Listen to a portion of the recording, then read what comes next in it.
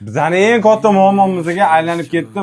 Men vasha tushunmayman nimagaligini. Prosta bitta akam, bitta opamga tiz cho'kib, merimi qivordilar. Shuncha odamga o'sha yigitning qilig'i yoqmayapti. Akam tiz cho'kayotganlari bilan kimnidir shimini kiyib tiz cho'kkan bo'lsalargina yoki tiz cho'kayotganda kimnidir boshiga tiz cho'kkan bo'lsalar, kimgadir og'irliklar tushishi mumkin.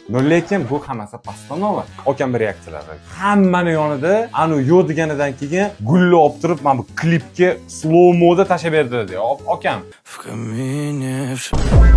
Eng yomon merimilarning orasida ommani oldida merimi qilish. Birovni to'yida merimi qilish, sizlarni to'yinglarda hamma e'tibor sizlarda bo'lishi kerak. Kimdir kelib, adyolni o'ziga tortib ketyapti. Merimi degan joyga borib turib merimi qilish. Bu ha yoki yo'q deyishi mumkin degan marosimda u. Merimiga ketyapsiz. Men seni hozir merimi degan joyga chaqiraman. U ham в курсе, и ты в курсе, lekin sen uni javobini kutasiz. Borib turib. G'alati-yu u вообще. Kim turib yodisa. Mana shuncha situatsiyada agar prosta kimdir tizzasini yerga qo'ygani biz uchun muammo bo'ladigan bo'lsa, aynan mana shunaqa muammolarning ustida ishlaymiz. 2 yosh baxtli bo'lsin.